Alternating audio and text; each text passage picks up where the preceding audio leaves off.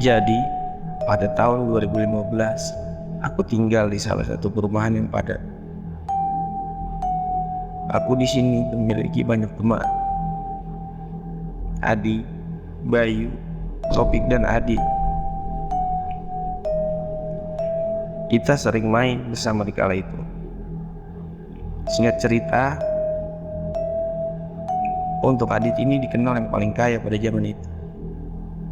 Mama, papanya pegawai negeri. Setiap hari sibuk kerja. Dan di rumahnya hanya ada temanku Adit dan pembantunya saja setiap hari. Jadi kita berempat itu kalau main ya di rumah Adit. Kebetulan rumah Adit pun besar dan banyak barang antik. Itu pun kayaknya barang koleksi dari papanya Adit. Bangunan rumah pun megah dan berkonsep ala-ala kerajaan di Jogja. Dari pintu, patung, dan lukisan lain. Hawa rumahnya pun agak berbeda dari rumah-rumah biasanya. Entah itu perasaan atau memang benar beda. Jadi memang rumah Adit itu agak sedikit angker. Aku dan Bayu pun pernah diganggu dengan penunggu rumahnya. Kala itu aku sedang bermain gitar. Kebetulan Adit dan Adi sedang beli makan keluar. Saya di rumahnya Adit dengan Bayu menunggu mereka berdua. Kita di rumah itu hanya berdua saja. Orang tua dari Adit belum pada pulang kerja. Sekitar jam 9 malam. Nah, setelah kita lagi asik main gitar dan bernyanyi, tiba-tiba ada suara ketukan. Duk, duk, duk. Sekilas seperti suara tembok yang dipukul. Tanpa aba-aba, ketikan gitar aku hentikan. Dan aku sama Bayu main lihat-lihatan. Bayu nanya, dengar suara nggak lu? Enggak, jawab aku. Lah, tadi kenapa gitar lu berhentiin? Tanya Bayu. Ya memang mau ganti lagu aja. Dan tiba-tiba kita itu hening. Aku pikir kalau aku bilang dengar juga, kita berdua akan makin ketakutan. Aku coba ngalahin aja. Pukul 10 malam, Adit dan Adi datang bawa makanan. Kita makan dengan lahap semua. Selesai makan, ngobrol ngarol ngidul, akhirnya Bayu ngomong ke Adit masalah yang geduk-geduk tembok rumah tadi. Adit jawab, oh itu udah biasa di sini. Adit pun bertanya balik, ada yang ngeliat gak tapi? Bayu pun kaget, wah gila bener. Tapi gue gak lihat apa-apa sih. Adit, oh ya udah masih aman. Akhirnya orang tua dari Adit pun jam 11 malam pulang. Kita pun semua juga pulang ke rumah masing-masing. Besok siang si Bayu bilang ke aku, pas kita lagi makan berdua, rumah Adit serem banget ya. Akhirnya aku akuin kemarin suara itu juga gue denger. Bayu pun kaget. Kata Bayu, berarti bener kan? Rumah Adit sih serem ya? Ih, ya gimana gak serem? Rumahnya aja banyak lukisan. Dan emang konsepnya juga gitu. Jalan 2 tahun kemudian, Adit dan keluarga pindah rumah ke desa Cimungi, nomor 15, Blok BB. Yang tadinya kita di kota, kini Adit pindah berjarak 20 km di kabupaten dengan keluarganya sekarang. Adi, Bayu, dan aku membantu melepas barang-barang Adit. Di sore hari, barang pindahan selesai sudah.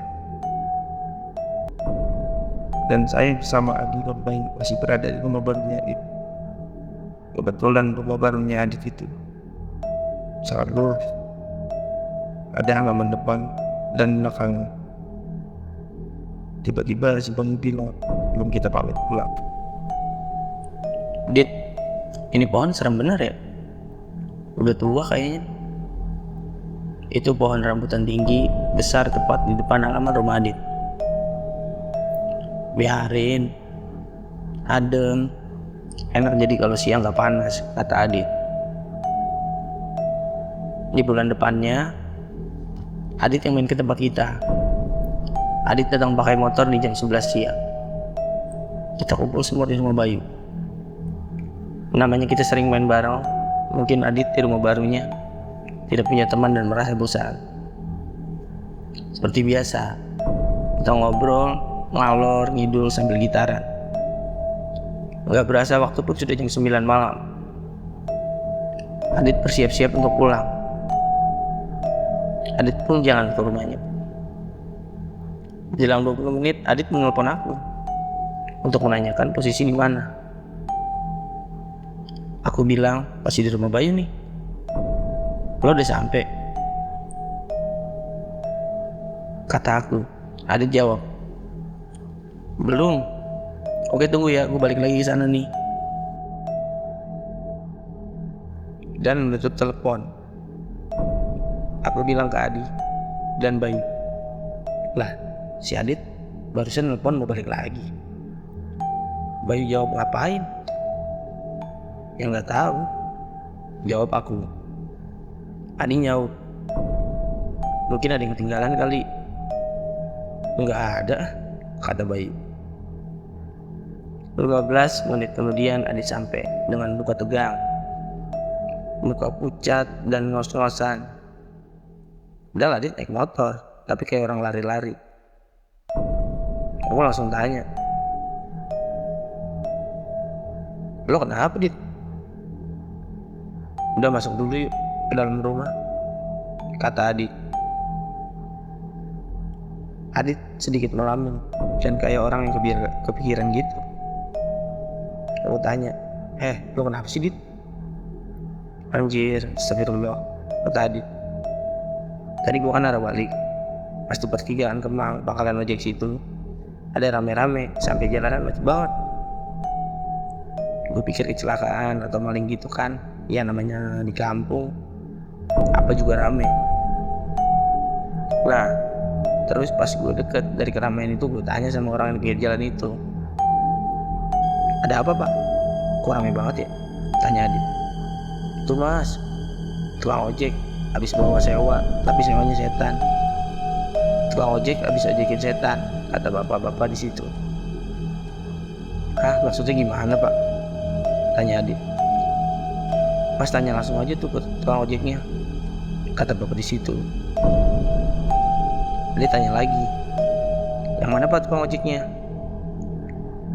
Itu mas yang pakai jaket hitam, lagi duduk di motor. Ketakutan dia masih belum bisa diajak ngomong, kata si bapak. Nah, si Adit ini penasaran. Akhirnya diparkirin motornya di pinggir jalan dan samperin tukang ojek tersebut. Pak, kenapa pak? Kata Adit tanya ke si tukang ojek itu. Ini mas, aduh saya hapes banget hari ini. Hapes kenapa pak? Kata Adit. Saya dapat sewa jam 9 malam tadi ke daerah Cimunni. Sewanya perempuan rambut panjang, putih bersih perempuannya. Nah, di jalan memang tidak merasa apa-apa. Dia juga nunjukin jalan kok. Ya cuma sekedar nunjukin jalan aja. Soalnya saya ajak ngobrol tidak jawab. Saya diam, hanya mendengar kata si bapak.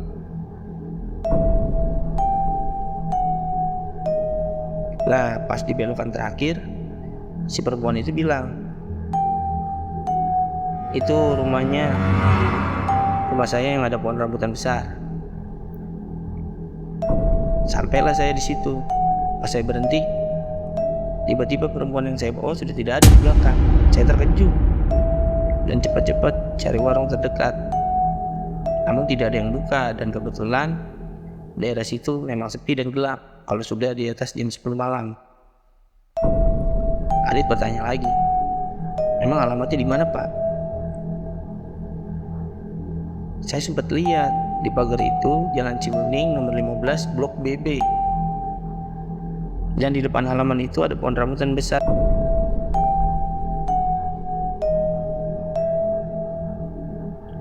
Adit pun dalam hati, "Astagfirullah." "Ya udah Pak, terima kasih Pak. Udah Papa pulang, gak usah ngojek lagi Pak," kata Adit. Adit pun kaget mendengar alamat itu, yang dikatakan tukang ojek itu adalah rumahnya Adit yang baru 1 bulan ia tempati. "Itu dia, makanya gue balik lagi nih ke rumah lu boy. Asli gue juga kaget dengernya," kata Adit. Kita semua di situ merinding. Adi, Bayu, dan aku dengar ceritanya Adit. Seketika nih semua terdiam. "Ya udah Dit, pulang ini dulu dah. Istirahat deh. Ini aja di rumah gue, jangan pulang."